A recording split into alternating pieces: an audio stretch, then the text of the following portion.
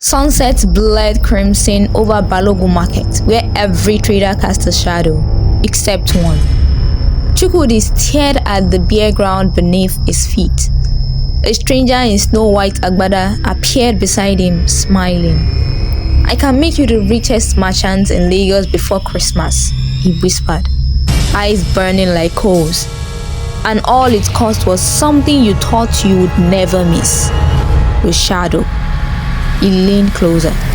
"Now let me show you what happens when the sun goes down." Beware the merchant with no shadow. It comes when you're hungriest. Iyagbala's dying words haunted 10-year-old Chukwudi as he sat on their cracked mud steps in Anambra. The old woman pulled him close to the fire, tobacco smoke calling like warnings. "Listen well, Nwokem," she rasped. "Nkoma steals shadows. He arrives dressed fine, offering riches for what seems like nothing. But lose your shadow, lose your light, you become a ghost. Your soul fades. Your family forgets you." Chukwudi shivered. "Is it real, Grandma?" She stared into the flames. "Real as greed, child. And greed always shows up at Christmas, when wants become needs." That night, shadows crawled across his mat like fingers.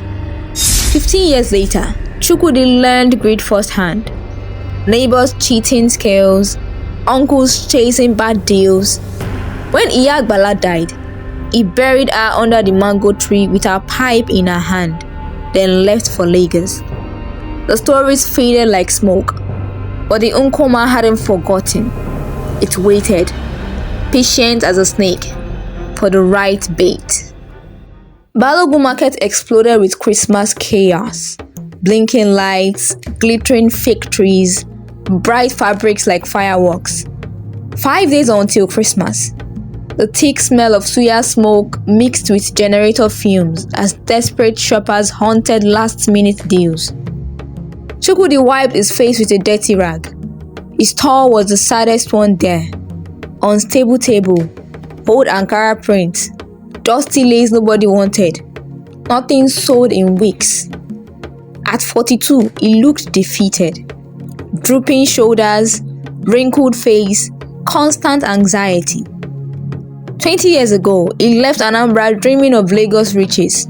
Instead, he got a cramped Oshodi room and sent scraps home to Amaka and the kids. Ngozi, 8, always asking questions. Kene, 6, kicking dirty balls in fields. Ifeanyi, 2, saying Papa in a way that broke his heart from 500 kilometers away. "Oga, how much for this lace?" A woman in a head wrap touched the fabric like it could bite. Chukwudi pecked up. 2,000, best quality, straight from the loom. She scoffed and moved to the next store with fancy LED lights. His empty till mocked him. Last night, Amaka's tired voice. "Chooks, the kids won't stop talking about Santa. Ngozi wants a talking doll. Kenny and Ifeanyi want toys." He had promised everything, delivered nothing. "God, help me!" he yelled, kicking a trash bag. Sunset stretched shadows like accusing fingers across the market. Everyone else buzzed with Christmas joy. Then the stranger appeared, cutting through the crowd like wind through water. "Evening, my brother." He started with a silky voice and that old school Igbo drawl that made Chukwudi feel at home but also gave him a scare. "Nice stuff you have here, but customers act like you are not here, right?" Chukwudi straightened up, untrusting. "Bad economy, Oga. What do you want?" The man leaned in. He didn't sweat, even though it was still hot. "During Christmas, your family expects magic from you. There is food, fun and presents, but your hands are empty like a poor person's bowl." Chukwudi's stomach turned. How did he know? "Who are you?" The person smiled and eyes got bigger. "Merchant of shadows, Onye Nkoma, at your service. I deal in things that are unknown and left behind." Chukwudi laughed nervously. Shadows? I need money, not riddles. The merchant's eyes remained cold and still. Ha! But your shadow proves your height when you stand tall in the sun. Trade it to me, and wealth will pour down like rain in a storm. Chukwudi stared at the sunset. His dark shadow stretched across the empty field at his feet. The merchant's words felt like a strange light trick. By Christmas, you will be Lagos' richest man. Your store overflowing, your pockets heavy, your family singing your praises. Chukwudi's mind raced. Amaka's sorrowful sighs, the children's empty stockings waiting at home. The shame of another failed holiday burned in Chukwudi's chest. What harm could a shadow cause? Nothing, surely. Gone by nightfall anyway. Any catch? He asked. The merchant shrugged. Simple exchange, no strings. It doesn't even hurt to breathe without heat. Greed whispered yes. Chukwudi extended his hand. The grip froze like river water at dawn. Deal sealed. The merchant bowed, dissolving into night like smoke. Chukwudi packed up, hope and unexplainable dread warring in his heart. Later, his ceiling fan buzzing like exhausted bees in the humid room. He noticed his wall shadow looked fainter. He blamed the flickering bulb, falling asleep dreaming of money. Dark, humid December 21st brought something extraordinary. Chukwudi arrived at Balogu Market expecting the usual grind. Before unpacking, customers swarmed his store. Women in bright head wraps shoved for his Ankara. Men wrestled over lace like gold. Youngsters dragged parents forward. This prince calling my name, woman shrieked, waving cash. By noon, everything was sold. His pockets bulged with crisp bills that felt miraculous. How? He whispered, rushing to wholesalers who suddenly treated him like royalty, offering discounts. Your luck changed, Oga, one laughed. Chukwudi is blessed. Touch his goods for favor. The rumors spread like wildfire. Rivals shot dirty looks, but customers kept flooding in. Lines stretching like Lagos gridlock. He called Amaka, voice trembling.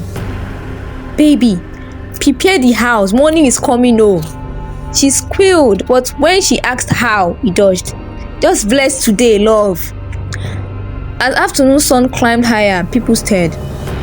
Bros, your shadow is playing hide and seek? A seller joked. Chukwudi glanced down. No dark sheep followed him. It might be the crowd blocking light. He grabbed pepper soup at a fast food store to shake the strange feeling. That night, dreams crept in. The merchant's echoing laugh, moonlight swallowing him whole. He woke sweating, but 50,000 naira under his pillow suited him. Morning brought Uche, his old village friend turned market mechanic, pulling him aside. Chooks, wetin dey happen?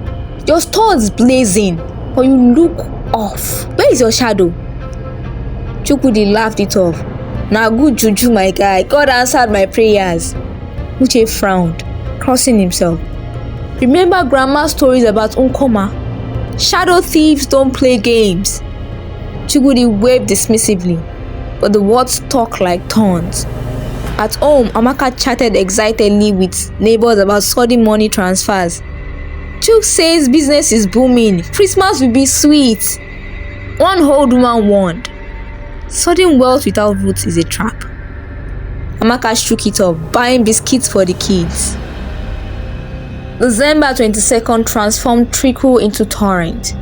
Chukwudi's stall expanded overnight. Neighbors lent him tables for free, drawn to his vibe like moths to flame. Fabrics sold double price. An Abuja buyer wired 100,000 upfront for bulk lace. You are the man now, the buyer texted. Chukwudi shopped like a king. A singing doll for Ngozi. Leather football for Kenneth's dreams. Gold earrings making Amaka his queen. Father Christmas don't land, he texted. The kid's excited voice notes warmed his heart, but the curse nibbled at the edges. Food tasted like ash. Mirrors showed washed out features. Eyes dull as old coins.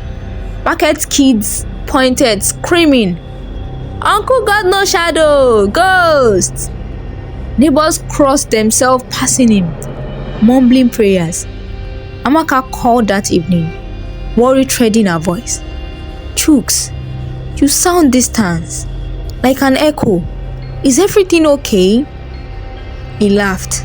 "Just tired from selling out, baby. Big money is coming." But unease gnawed like rats in rafters.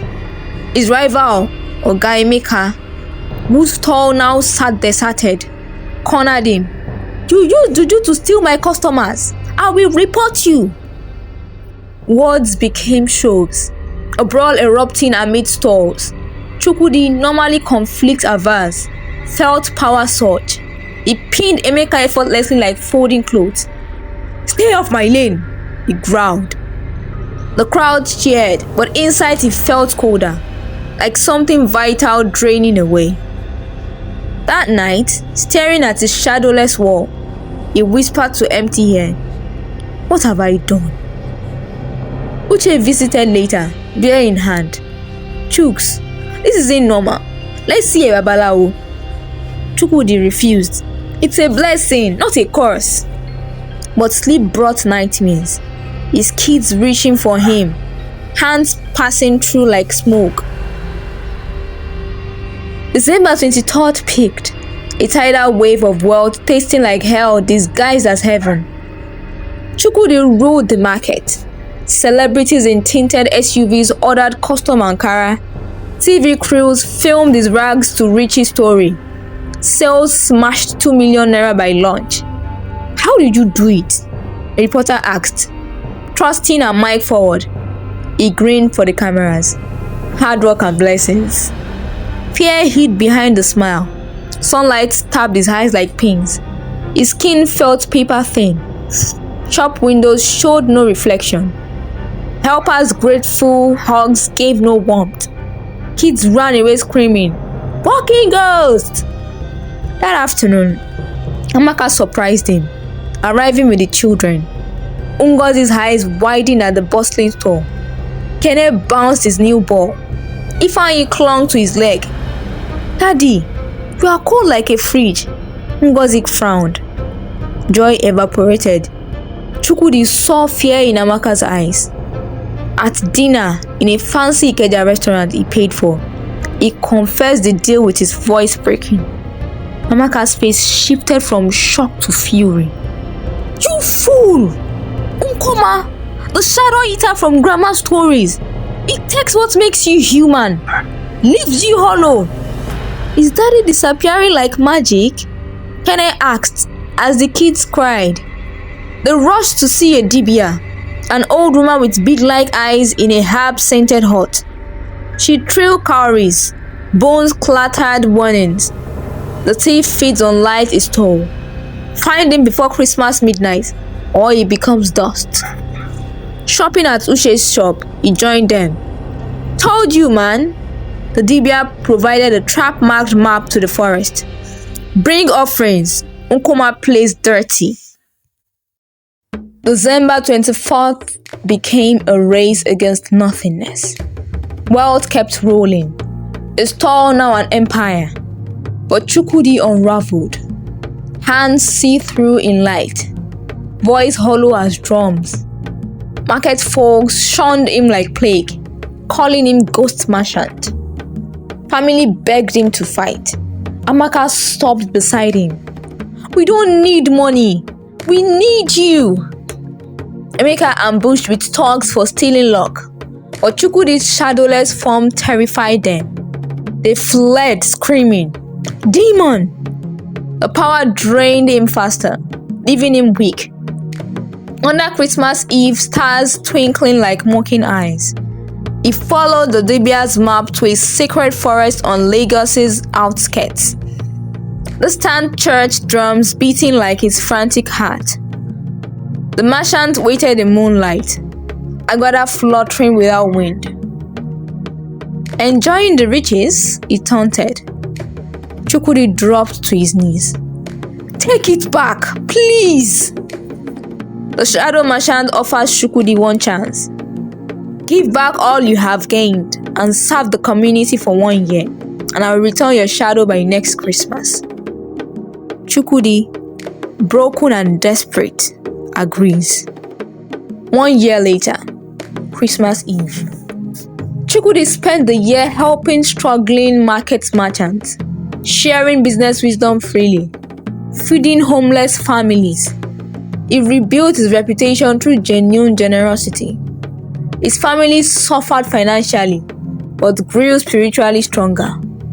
As they prepared humble Christmas dinner, simple jollof rice and chicken, the shadow merchant returned. Have you learned what true wealth means? He asked. Chukwudi answered firmly. Wealth without humanity is cursed. My shadow represented my connection to God, ancestors, and community. I traded eternal riches for temporary gold. The shadow merchant smiled. It was actually an ancestral spirit testing Chukwudi's character. He restored the shadow, and with its spiritual peace, respect, his children's trust, and the ability to worship and rest. Warriors, true wealth cannot be separated from your spiritual identity and community connections. Desperation makes us vulnerable to spiritual deception. What seems harmless, a shadow, often represents something sacred. Christmas is about spiritual richness and not materialism. Redemption requires genuine sacrifice and service. If this story touched your heart, hit that subscribe button. See you next week for another soul-lifting tale. Drop a comment. What will you trade for instant wealth?